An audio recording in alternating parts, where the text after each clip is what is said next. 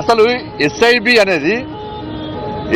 అనేది మావోయిస్ట కార్యకలాపాలను ఎప్పటికప్పుడు తెలుసుకోవడము, వాళ్ళని కంట్రోల్ చేయడము, వాళ్ళ పట్ల కఠినంగా వ్యవహరించాలంటే ఎస్ఐబి ఉండాలి. కాబట్టి ఒక సపరేట్ ఇన్వెస్టిగేషన్ బ్రాంచ్ పెట్టి మావోయిస్టు టెర్రరిస్టు కార్యకలాపాలను అదుపు చేయడానికి మాత్రమే ఇది అవసరం.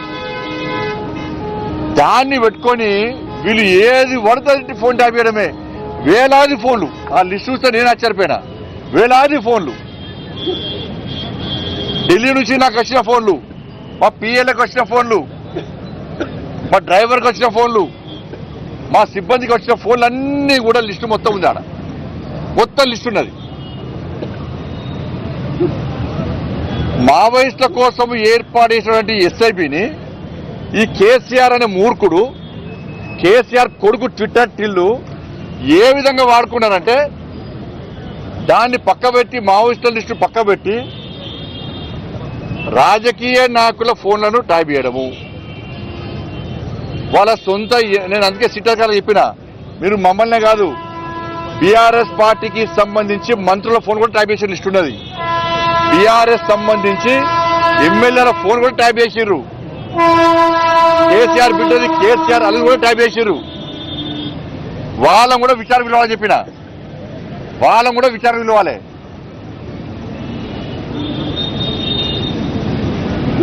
కాబట్టి ఇవన్నీ ఎస్ఐబి అనేది దీనికోసం ప్రారంభించబడింది.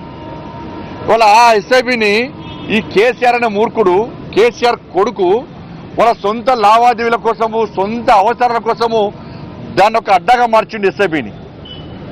ఎస్ఐబిని ఒక అడ్డగా మార్చి రాజకీయ నాయకుల, మాలాంటి రాజకీయ నాయకుల ఫోన్లు ట్యాప్ చేయడము, వ్యాపారస్తుల ఫోన్ ట్యాప్ చేయడము, అడ్వకేట్ల ఫోన్ ట్యాప్ చేయడము, సినిమాల ఫోన్లు ట్యాప్ చేయడము. ఇంతకన్నా ఘోరమైన ఇంకోటి, ఉస్మానియా యూనివర్సిటీకి సంబంధించి ప్రొఫెసర్ల ఫోన్ కూడా ట్యాప్ చేశారు. ప్రొఫెసర్లది వాళ్ళ కూడా స్టేట్మెంట్ రికార్డ్ చేశారు. వీళ్ళు వాళ్ళ స్టేట్మెంట్ రికార్డ్ చేశారు. వీళ్ళు